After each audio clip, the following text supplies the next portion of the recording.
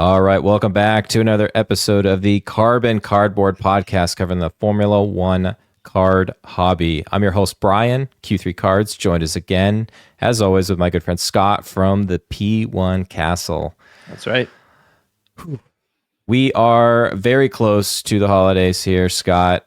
Our last episode out, we were talking about Paddock Pass. We talked a little bit about Hearts of Empowerment, so some really good stuff there. I'm excited tonight, Scott. I am repping the P1 Castle. I actually picked this up in person in New York last week. It is very nice quality, my friend. Nice. Yeah. Shameless plug. We went through pains with that stuff, man. I mean, I don't know if anyone heard like the stories of like the first company, like they got the design wrong first, and then they did a test print and they got it wrong again, and then we got it, and then they printed a bunch and it was the wrong color, and we were just like, guys, give us all our money back. We're never using you again. Thank you. And that wasted like 2 months, because if you recall, I actually did this thing where like we were making the new shirts, and Bryan, you got to stand up and turn around because they got to see the back of the shirt. The back of the shirt. There we go. Look at that. The helmet. Only in the P1 Castle. But yeah, so we were giving these shirts away for anyone that joined a 2023 Chrome break that was at this point like 3 or 4 months ago.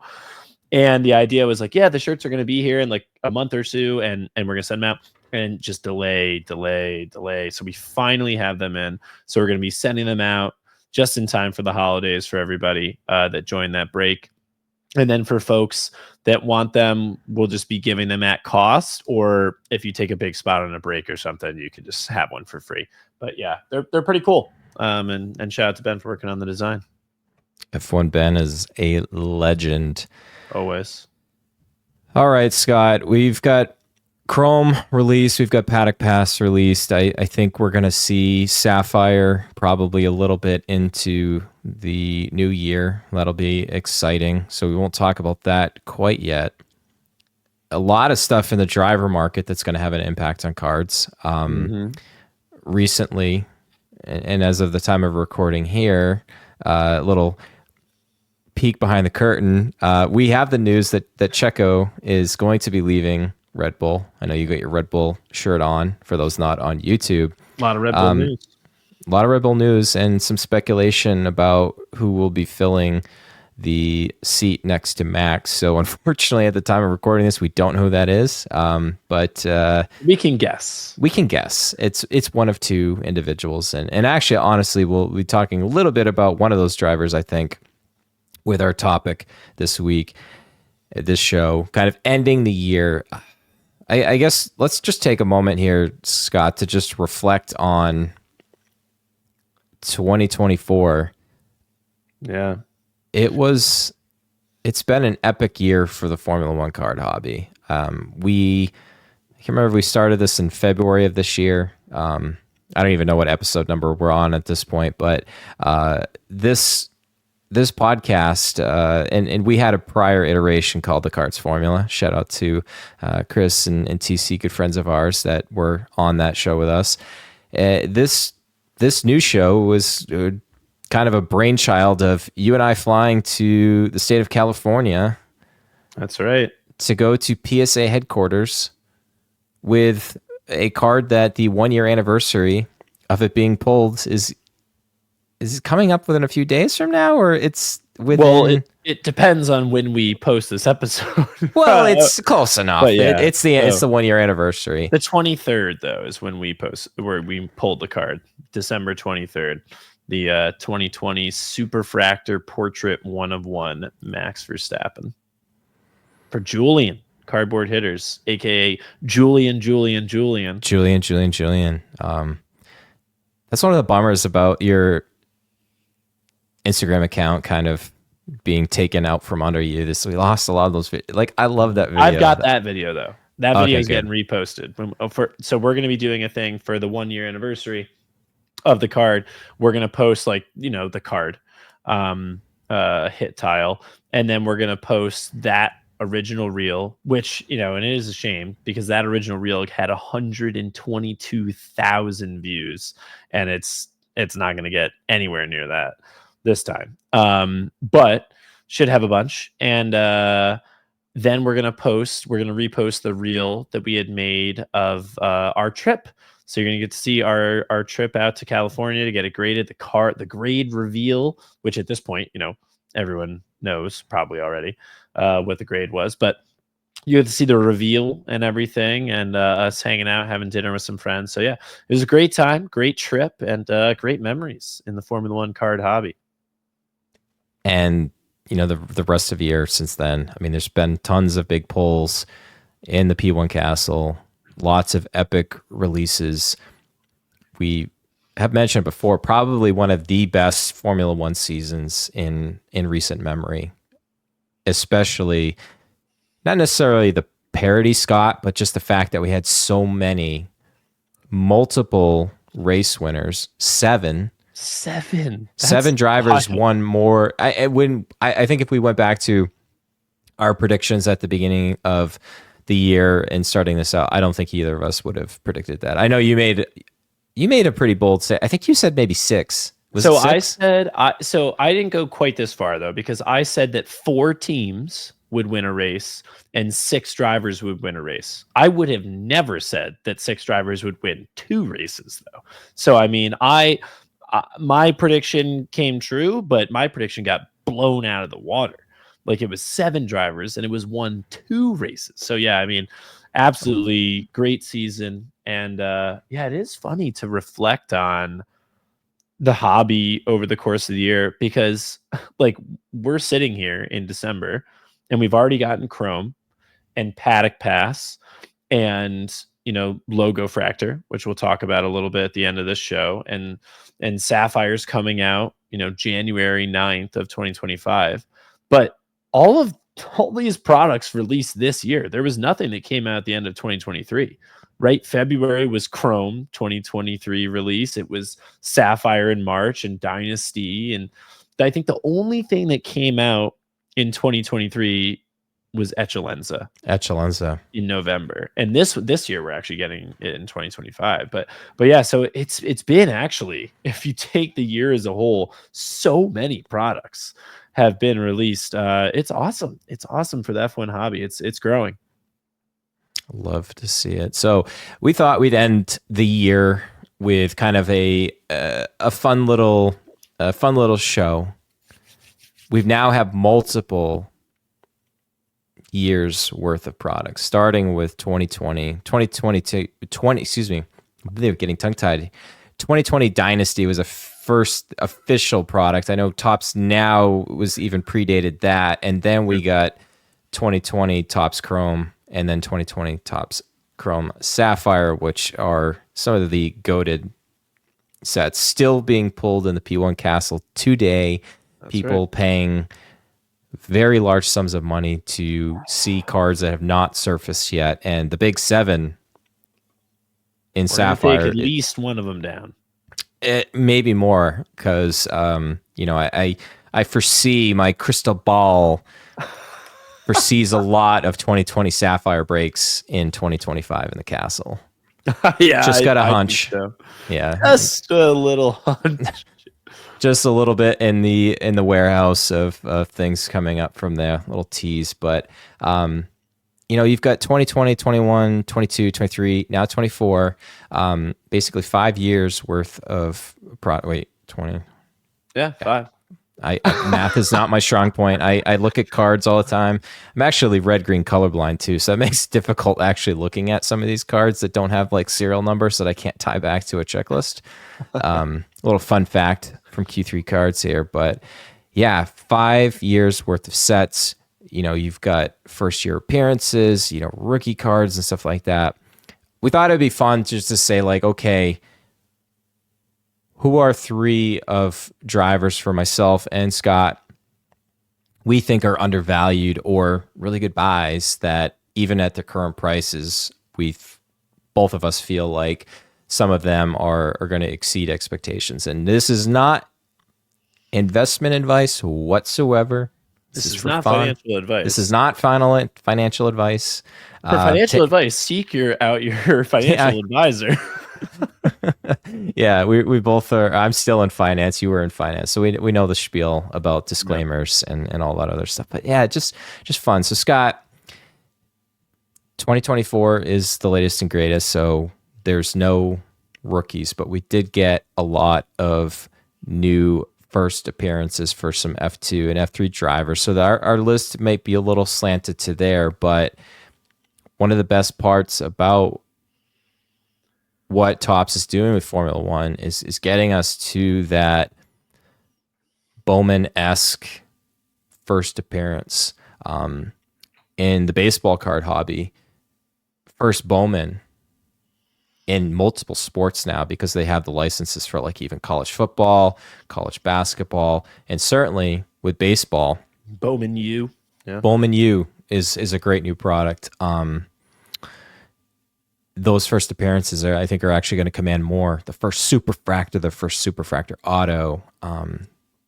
I don't think it's still in the infancy because we still have only got this, couple number of years that we've been doing this, but I think we both kind of foresee that is where I think the hobby will start to really gravitate now that we've got this influx of multiple years where you're seeing somebody coming in, you get the chance to get their first cards, and you can see them potentially develop into a future world driver champion. Yep. All right. Who is, and maybe this is no in particular order. Let's just go, we'll alternate. We'll have a little debate about each one of these again for fun, not financial advice. So, Scott, who's one of the drivers on your list? So one of the drivers on my list is, and this will be awkward because of our release time on this podcast, Liam Lawson. So the news has come out at this point that we have seen Sergio Perez is leaving Red Bull. Now, it hasn't been announced as the time that we're recording this who is going to take the Red Bull seat. But based on all the reports that I've seen going out, it's going to be Liam Lawson. And it really, it pains me to say it, honestly, because I feel bad for Yuki. I think he's done kind of his time there and deserves a crack at it. But I think there's just been a few things that ultimately is going to keep him away from it. Like the team orders in Bahrain with Danny Rick when he was extremely furious about it, and on the cool down lap, like almost took Danny Rick out. Like, I think that kind of, they're just like, oh, okay, I don't know if this is the kind of guy we want as a bona fide number two to Max Verstappen, because they're not bringing someone in to compete with Max, right? They want to bring someone in who's a number two. And I think Liam Lawson, they're going to bring in, and he's going to know his role, and he's going to perform it admirably. I think he's done a great job so far, stepping in this year, and he's proved in the past that he can do a good job. And listen, put him in a car that can win races, and we might see Liam Lawson winning races. And the thing is, too, when we're talking about like, oh, this is potentially a good buy, a lot of this, I'm looking in the short term right now of, okay, Liam Lawson is either about to be announced or maybe he's been announced at this point. And if you can get his cards before that announcement comes, I would definitely do it. But even so, leading up into the season, right? There's always a buildup of hype right towards, culminates right before the beginning of the season. And like, people are going to be like, listen, Lawson, he's in a Red Bull. He's got a shot to win races. Like, this could be huge for him. And for Lawson, if you're talking about, what cards would you buy? You can go back to 2021. Mm-hmm. 2021 was his first appearance. Yeah, 2021 was his first appearance. He's got autographs from 2021. He's got cards in 2022. Or you could actually look at 2024, his reserve driver autos, because those have him in a full-fledged, suit for V-Carb. Now, granted, I will say a little bit of a kicker here, because he's going to be joining Red Bull. He was a Red Bull junior in Formula 2, so he's got like a Red Bull-esque suit on. In his 2021 and 2022 F2 cards. And I've actually got a PSA 9 graded in Q3 cards, red auto. of Liam Lawson. This is from 2022, but beautiful card there. And I think Liam Lawson, for all those reasons that I stated, I think Lawson is a good buy. I'd agree. So 21 is obviously first appearance. I'm partial to the 22 design, especially 22 light. Shout out to all the individuals reaching out to me on Instagram, appreciating that there's fellow 2022 light collectors and people that rip cases out there. Those people are awesome. First appearance, obviously going to command a little bit more. I personally like his photo and card design on 22 better. Yeah, I mean, I might agree with you. I really like the 22 design in general, but 2021, I mean, what holds up better, preference on design or first appearance? I don't know. But I don't think you can go wrong. I think either of those is good. And I also think that, if you can pick up some of his reserve driver autos in 2024 at a good price, that's also a good buy. Oh, that I can't really fault a lot of the logic on there. I think obviously anybody out of the 20 drivers is always a potential world driver champion, especially if, the Red Bull car is, better than third next year. But race wins matter. Like if you and I know this, you more specifically than I, but if you win a race in Formula One, there's always people seeking out those cards afterwards. You see it all the time. Especially first race win. First race win. I mean, Lando was already baked in. Oscar was a little baked in last year because he was the hot rookie. Everybody wanted Oscar cards and whatnot. But to the point, back in 21, Oscar was in demand, but not nearly as much as he was because he did not, at that time, have a clear path to a seat in McLaren. And even when he was announced in McLaren, they weren't the future 2024 constructor champion at that point. I mean, in Bahrain last year, they were dead last. Yeah, I know. I mean, if you look at McLaren, they've had such a transformation over the last 10 years. But yeah, I mean, Lando got the bump when he won his first race in Miami. I mean, he definitely saw over that next week, his cards went up 30% in that little window. I almost put Lando on my list, but I almost feel like now he's a multiple race winner. That's kind of baked in. The only other jump I think he gets is if and when he wins a championship, he will get the bump. I don't think he has it baked in like Max did in 2021. People just assumed that he was going to do it. And Lewis is Lewis.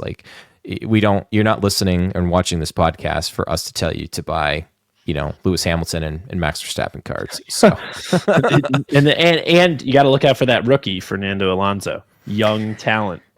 He is a young talent indeed. So my top one, and this really is not really any surprise because I've been talking about him often. I've been putting my money where my mouth is and entering quite a few breaks because honestly, it's really the only way to get any of his cards is Kimi Antonelli. And everybody knows that he's good, but I personally really think that, especially now that, and I'll talk about his teammate later on, spoiler, but now that the shadow of Lewis Hamilton has now moved on to Ferrari in 2025, I think the dynamics of that team will change, but the trajectory of the car improvement, I think is going in the right direction. They finished fourth this year. Can they make the jump to get back to the top of the field? Maybe not in 25, but in 26. Again, you talked about that. We could be talking in 2025, a year from now, talking about Kimi Antonelli as a race winner.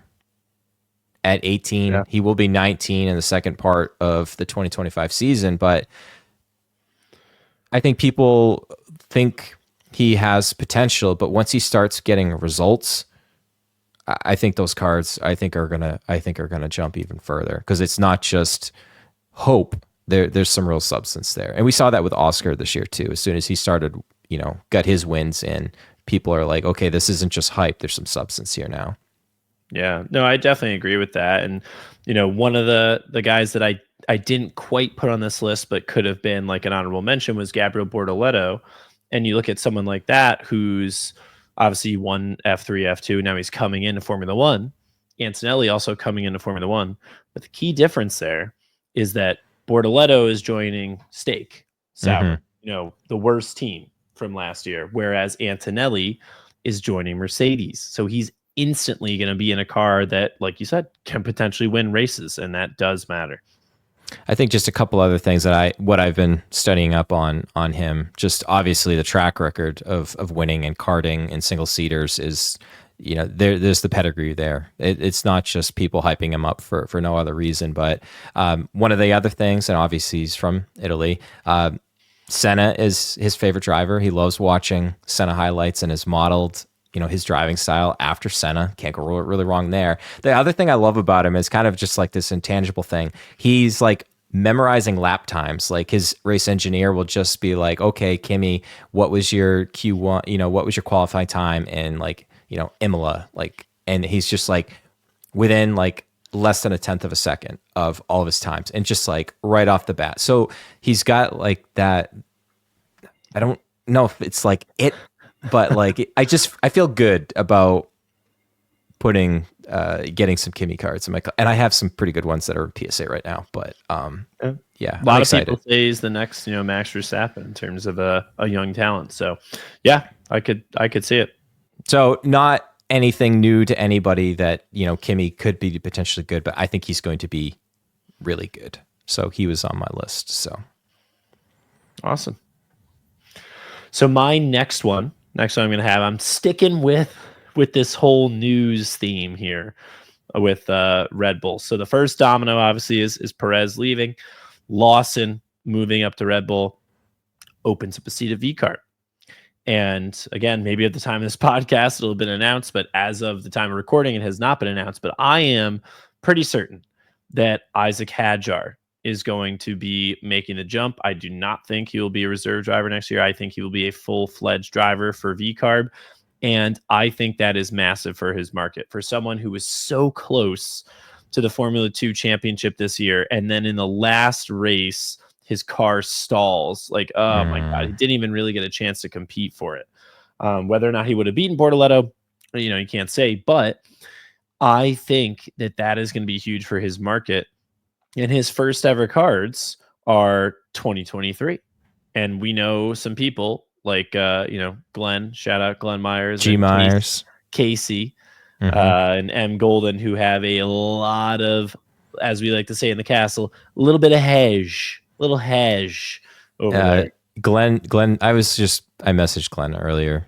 It would be earlier this week as of the time of this posting. I was like, man, if this gets announced, you're going to be sitting on a lot. And I'll just peel behind the curtain here a little bit. On his phone, he's got a notepad, and it's got all the different cards listed out by parallel that he has of Isaac Hadjar. And I'm like, that is awesome. That's something that I would do. I do. So, I mean, it's relatable as a card collector, but man, yeah. And that's the thing is, it's another reason you're not going to be right, Scott, 100% of the time. You might not even be right 50% of the time.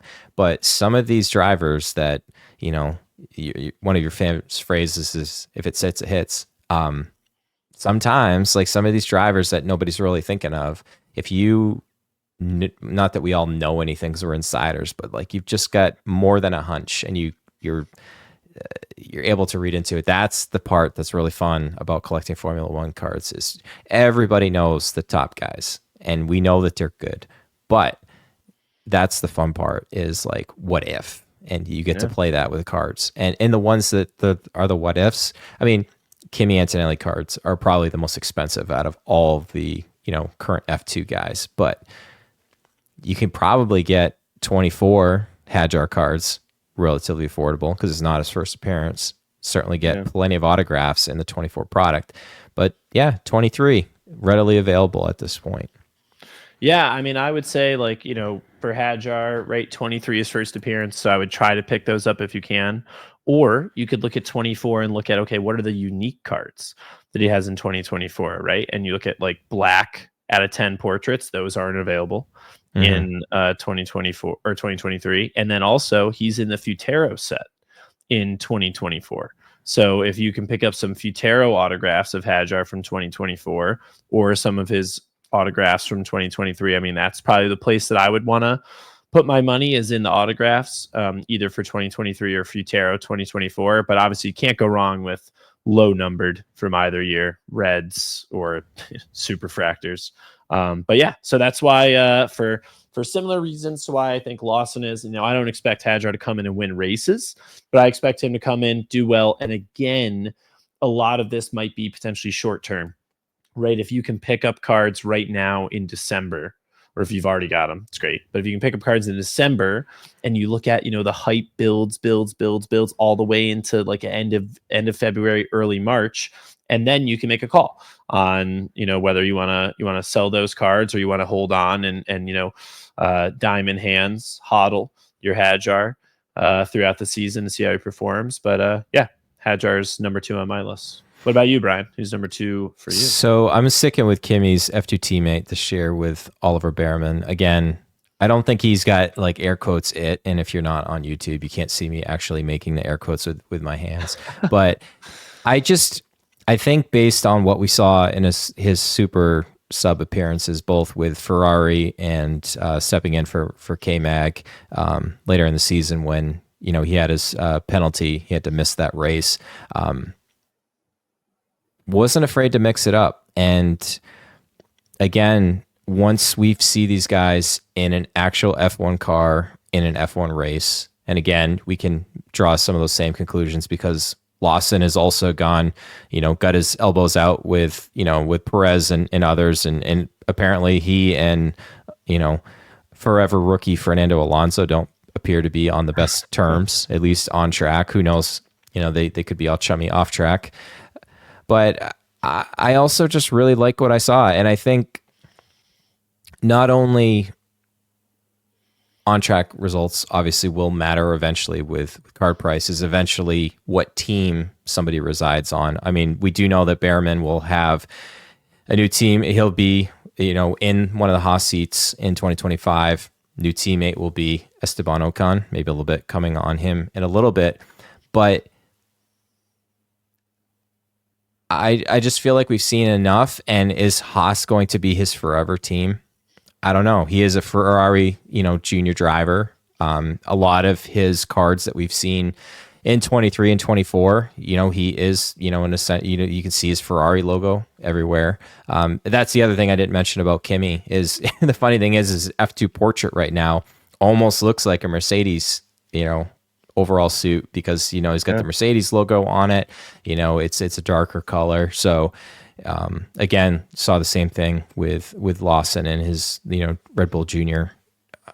I don't know. I feel like eventually he's more of a longer shot than I would say Kimi. But and then I'm rambling here a little bit. But not only did on track results matter, but like the cultural reference, like is it going to be likable? Obviously the one person that stands out heads and tails above everybody else is Lewis Hamilton. Is Oliver Behrman going to be an eventual fashion icon and all that stuff? Absolutely not. Is he going to be crossover? But I just feel like he's a young kid, obviously, but I think he's got like that personality to be very likable as well. Not like a complete goody two shoes, but I think enough that I think he'll have some fans that I think his card market will always be fairly steady. Yeah, no, I'd agree. I mean, I met him in person, right, in Singapore, and he stopped and had a chat with me, signed some cards, opened some 2020 Sapphire. So, yeah, no, I see that. And I like the long term, right? Because Lewis is going to Ferrari now, but he's not going to be there forever, right? And, potentially Behrman is the one that kind of fills in once Lewis is ready to move on. Behrman potentially goes up to Ferrari, and then, we're talking about, picking up this stuff in the off season, but you can also, like you said, look towards the future. 2025, he'll have rookie cards, but for now, we've got 2023 is his first appearance stuff. He's in Futero. Mm-hmm. Those cards are beautiful. You pick up a nice red Futero, be a good spot to be. So yeah, I like it. All right, so now we're going to go to the more of the veterans that are on the grid today, but for one reason or another, their market's a little depressed from, where we think it should be. So let's give our last two here, Scott. Okay. So mine is actually going to be competing against your second one. Mine is Esteban Ocon. So Esteban Ocon, I think, needs a makeover, so to speak, in the Formula One world. And I think Haas is actually a great place to do it. Because again, with all the Cadillac, Andretti kind of, hype of them coming in as the 11th team, US team, etc. Haas is technically a US team, right? I think we're going to see a lot of him, in advertisement and stuff in US, the US Grand Prix. He's going to be all over the place. But I'm going to be honest, Esteban Ocon is pretty good. And I know he didn't have a good end of the season in 2023, but he also didn't drive or 2024, but he also didn't drive the same car as Pierre Gasly. Gasly got the upgrades. They knew Ocon was going. The front wing was a massive upgrade, and Ocon never got it. And I think he's going to be going up against, this guy, Behrman over here, who's coming in as a rookie, who, to his credit, he's done well when he came in 2024 for the few races he got. But I think Ocon's going to beat him. And I think that is going to remind people that Esteban Ocon is pretty good. And if we looked at going into 2024, I even said this, going into 2024, I said that Logan Sargent was going to score more points than the entire Haas team. How wrong I was. But Haas was like the bottom of the barrel, and like they were losing Gunther Steiner, and like they had no idea where they were going technically and everything. Ayu Komatsu has turned them around, and they have turned into, honestly, they finished behind Alpine, but come on, without Brazil, Alpine does not beat Haas. Haas was definitely the sixth best team over the course of the year, and I think they have a chance to be right up there with Aston Martin next year. Throughout the end of the season, they were right there or better than Aston Martin throughout a lot of the races. So I would expect Haas to be kind of in that 5th through 7th. And that means a lot of points for Ocon and maybe a random podium. You never know. And I think Ocon is a driver that can get it done when he's given the tools. He won a race before. He's a race winner, right? He's gotten it done when it counts. He's been on the podium multiple times.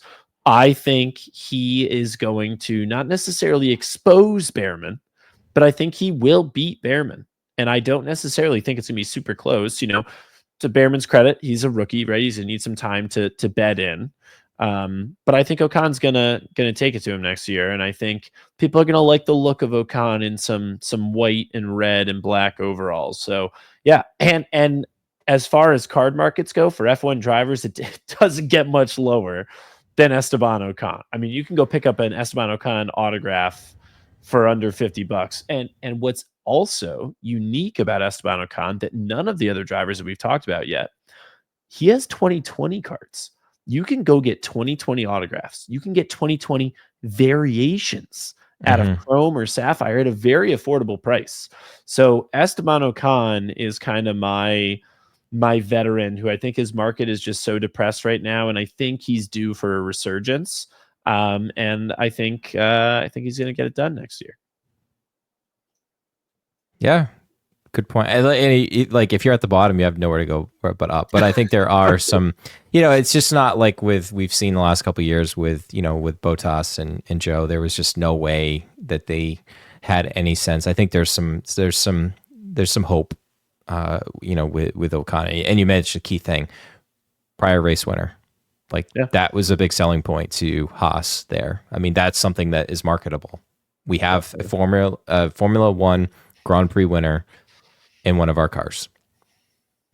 Now, that race in Hungary, there was a lot of things that ended up happening that was very fortuitous, but he still won.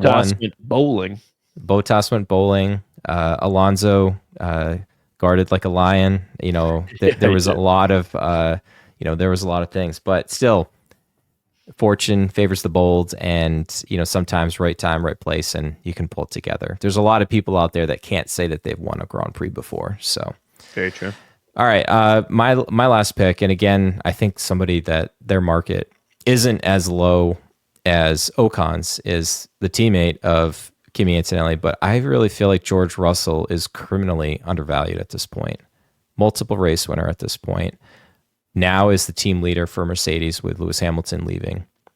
Lewis Hamilton beat him in, what did they race together? 86 races. And the only reason that Lewis Hamilton beat him head to head was Lewis Hamilton took fourth place from him in Abu Dhabi 2024. Yeah. So technically, Lewis won the head to head in 4 seasons. But I mean, for his credit, George Russell was right there, and most times not a great car. So again, you mentioned, Scott, somebody that has 2020 cards, obviously rookie cards with Williams. Yeah. You can go to 2022 if you want to get first appearance with Mercedes. That was the first time that he was in his Mercedes suit. So his portrait, as our friends across the pond say, his first portrait with Mercedes wasn't that bad. It's still a really good card. Actually, I think it's like card number 19 in 2022 was the horizontal helmet card, which I think is really good. And he's got a lot of good cards in 2020, like Spaceman George, and he's a freshest. Right.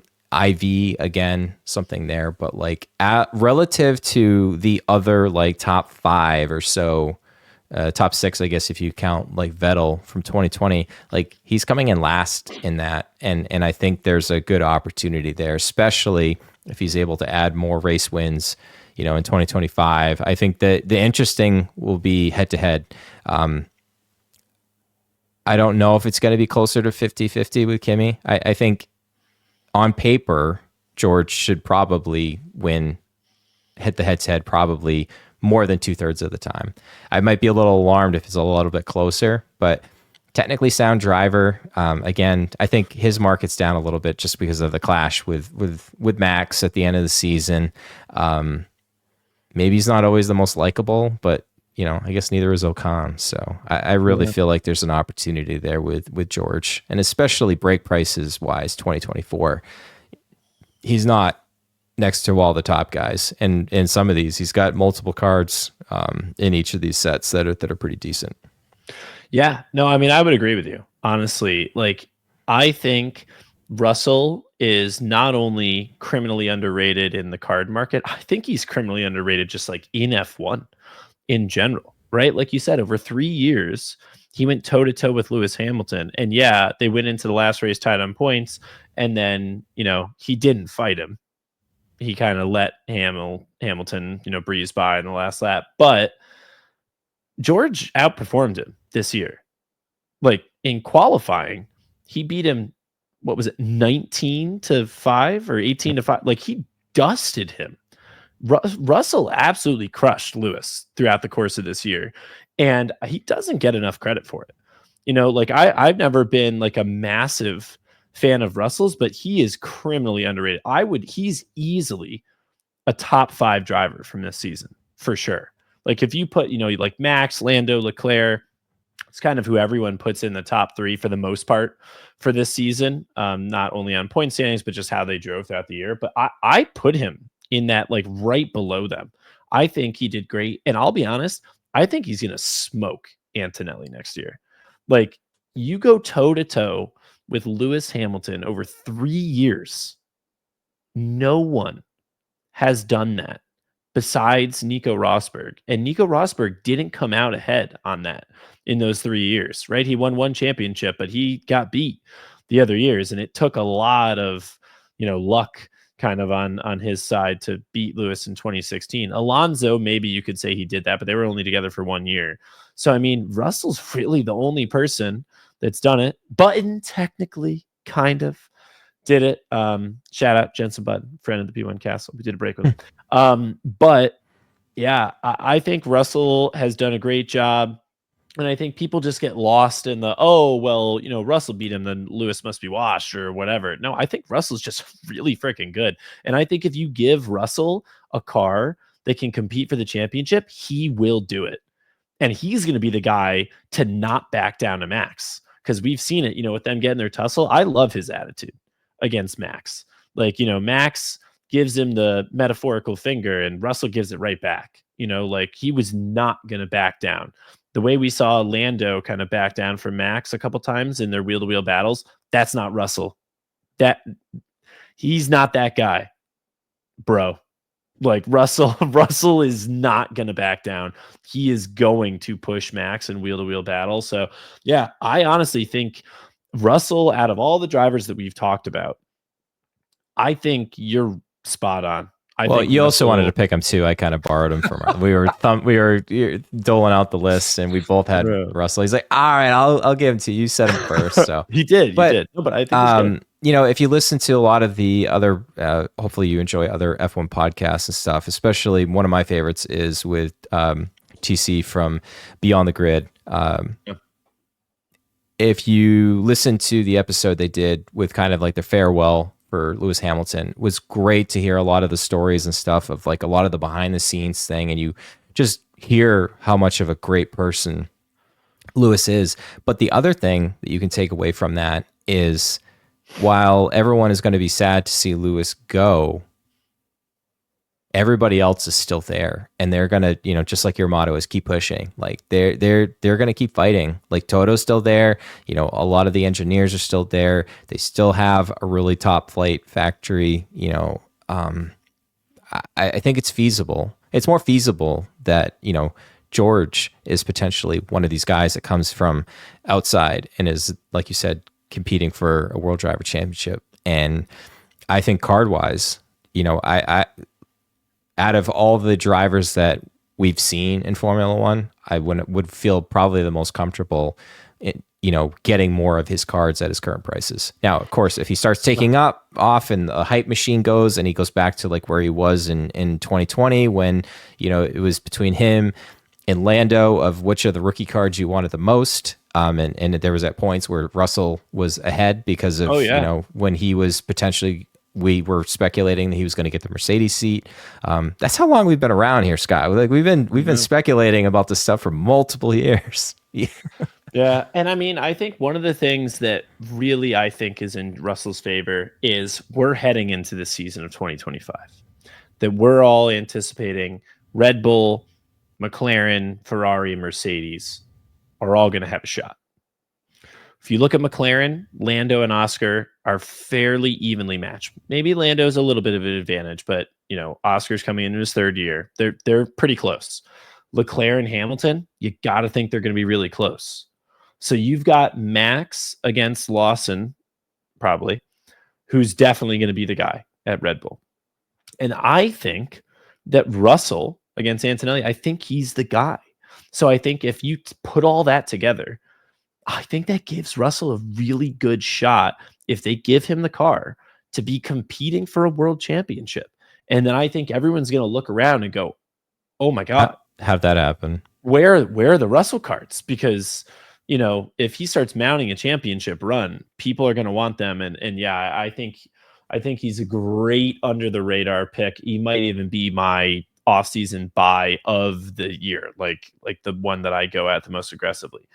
And again, not financial advice, but yeah, Russell's the one, man. Like I said, I try to, especially like in the card market and everything, put like personal opinion aside. And I also just love, more than any one particular driver, just close racing and everything. And I love Russell's attitude, man. And I love a little bit that like some people don't like him. Like I've called him PR 63. I think he's very good in front of the camera. And like Max said, he's maybe a little bit two-faced or something.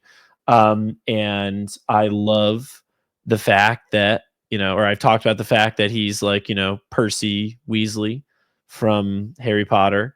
He's like the prefect. Yeah, he's the headmaster's, number one pick in class. He's teacher's pet. But I think he's got that killer instinct, and he has that I'm not going to back down instinct, and I love it. I admire his personality and the way he goes about things, and I think he's just a really, really good driver. And I think it's underrated. And I think he's underrated in F1. I think he's underrated in the card market. And that's it. We're throwing it all down on black. Mercedes, George Russell. So if you haven't watched, and for anybody, go back, watch YouTube highlight of Russell's 2021 Spa qualifying in Q3. There you go. That's when Bryan knew. That's when I knew. I really didn't. All right, Scott, let's talk about some Logofractor, Yep. a subset of Topps Chrome. Let's finish out this episode. This has been really fun. I love you and I could talk about this stuff all the time. And Yeah. one thing that I really like is over the course of the last like 5-6 episodes or so, we've really tried to hone this podcast into talking about the card. It's just as fun. It is. I mean, we're fans of Formula One. It's easy to talk about what's happening on track, but let's let the professionals that do that all the time. We'll talk about that. We'll talk about the cards. And that actually reminds me, it's a good segue really quick before we get into Logofractor. Guys, we've got off season coming up. Now, there's a lot of releases, so of course we're going to be talking about all the new releases and any news in the card market. But if you have any specific topic that you want to hear us talk about, let us know. Let us know, because we would love to cater to the audience, however small it may be, to talk about what you guys are into. So yeah, we're definitely trying to keep it more card centric and talk about what the folks want. But right now, what the folks want, and as of the recording of this podcast, this just came out, and it's a European only release. So people are talking about how there's geo-locking and the seals don't open outside of the US. Some nonsense. You can get it in the US. It is hard to get in the US, and there won't be a lot of it, but it will make its way, as everything always does, over to the States. But Logofractor is really cool. Now, what you're going to expect in a box is you're going to get 8 packs, right? You're going to get 8 packs, and it's very similar to Logofractor in baseball. So if you're familiar with that product, almost exactly the same. 8 packs, 6 packs are just 4 base Chrome cards. That's it. So you can take those 6 packs and like not open them, give them to kids, do whatever you want to do with them. There will be nothing in them but base. It is 6 packs of 4 base cards. But what's exciting about this product and what's getting everyone all hyped up is that in the other 2 packs, you get 5 cards each, and they are all Logofractor cards. So on the screen here, we've got a Lewis Hamilton gold out of 50 Logofractor. You can see the F1 logo is littered all over the card. It still looks, basically take a true gold Lewis Hamilton portrait and then slap the F1 logo in hologram all over it. And that's what this looks like. It looks awesome. I think there are some cards where it looks a little bit too much, but there are some cards where it really accentuates it. And this next one actually is a perfect example of it. And so this is a gold, but you could even look at this on a base. 1954 Fernando Alonso. Now I pulled the superfractor of this, and the golden discs look amazing on it. But this F1 logo really pops and really gives the card something that's like, there was something missing, and like this is it. And it looks great. It's littered all over the card, like I said. And that's what you should expect from this product. Again, it's going to be 5 cards in each of the 2 Logofractor card or packs, so you'll get 10 in total. And they all have the Logofractor design. I don't know exactly how many parallels you're supposed to get in each box versus how many base, because you do get some base. You get some like Speed Demons base or 1954 base, but they all have the Logofractor design on it. So I think we have a couple more pictures, but basically we had that Lewis, the Alonso. Here's a picture of Valtteri Bottas recharged with the F1 logo all over it. That's what you can expect. If you're looking for, at this point, as of the time of recording, and definitely at the time of posting this episode, you'll be able to see these cards online on eBay. But you can also go look at Logofractor Baseball, and that is what you're going to see. Like instead of the baseball logo, you're going to see the F1 logo. And it's a really cool set. I think it's a nice complement to Chrome. Again, it's Chrome. We've seen Chrome in a lot of different variations this year. We had just Chrome. We had Qualifying Lap, which gives you the ray waves. And now we've got Logofractor, which gives you Logofractor. And this is the first time they've ever done this for Formula One. I think it's great that we're getting new things in Formula One, even if it's still Chrome from the base set. It's something new. Logofractor. We've never seen it before. I love it. I love that we're getting new products. Yeah, I'd say like a lot of the portraits here look really good. The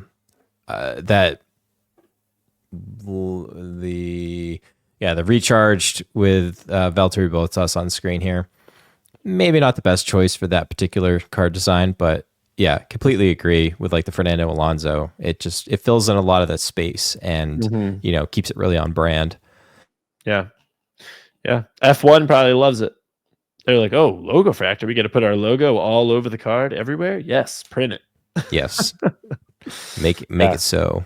So cool, fun product. Again, it was a European only release, so it was available on Topps UK, Spain, Germany, etc. Was not available in the Topps US site, but it will make its way over here, guys. We'll be doing breaks of it. We'll have personal boxes. Try to get what you can because it is going to be very limited. So if you see stuff on eBay, go ahead and grab it. But again, 6 of the packs are borderline worthless in there. It's just base chrome. So if I run breaks or something like that, we're probably not even going to open those 6 packs. Like I might do something where we do, I don't even know what I'm going to do. I'll figure out some break format that is different though, because it's likely going to be something where, I don't know, maybe I get 5 people in the break and you get like card 1 from the Logofractor pack or something. You work your way down or something, and then I'll give a pack to everyone they can open or do whatever the hell they want with it. Sorry. But yeah, that's about it for Logofractor. Really cool, fun product. Love that they're adding new products. And we got Sapphire coming out 9th of January. So we're going to be moving on to the next thing pretty quickly here. I think Logofractor, and I'm going to take credit for this now. I'm sure you've already thought about this, but mixers. I think a Logofractor mixer with chrome. And I know, as we talked about on a prior episode with Paddock Pass, you get all 3. And then Sapphire, we could do all 4, do a 4 mixer, and then get Dynasty. No, I'm just kidding. But yeah, I will take 0.00000001% of all the proceeds from this. All right, let me just. Next time I see you, just give me like a penny or something. Here. Let me see. I just have to write that in. Okay, we're good. We're good. I got it. Okay. This is a fun one. It's fun just to kind of talk. It's fun to speculate. We do talk. I caught myself because I'm like, well, we don't like to talk. Of course we like to talk. We have a podcast. We're talking about one of the most niche things you can collect with Formula One, but the hobby's growing. It's been a great year. There's a lot to be, the seasons change, the drivers change, circumstances change. And that's one of the things that I think you and I both take a lot of pride in, is really knowing the prior year sets, because like off the top of our head, we didn't plan any of this stock. Like we know the drivers in each set. We know like what to have available. Like just to talk about, Liam Lawson has cards in 2021, and Behrman's got Futuro. Like those are things that we pride ourselves on. Yep. Yeah. And you know what? A little bit of a curveball here, Brian, but I'm announcing this right now. So for our end of 2024 show, right? We don't know exactly when it'll be, but it'll be end of 2024 show. Let's do a show that is nothing but listener questions. Listener questions, 2024 show. However many questions go in, we'll pick through them. We're not going to answer every single question, but either put them in the comments, send them to us on Instagram. I'll probably promote this a little bit on Instagram as well, but send us your questions. It can be anything from, what's your favorite cheese? Or it can be, who's your favorite driver? What's your favorite image on a card in a certain year, etc. Anything you want to know, or if you want to know specifically about anything about a product, or who our favorite drivers are. We talk. One thing I get asked a lot, Scott, and I answer it one off, is like, who do you collect? That's one thing too. We don't talk too much about our own personal collections, but obviously we've got quite a number of cards in our collections. Extensive. Yeah. So put those questions in the comments, DM us on Instagram, and that's what we're going to do for our send off for 2024. We'll do a listener questions only podcast, which should be at the beginning of 2025, but it'll be a send off for 2024. There you go. Love it. Awesome. Good stuff there. So, all right, my friend, this one's running a little bit long. So let's close up, put a bookend on 2024. Let's do it. All right, guys. Well, remember, collect your cardboard, keep it carbon.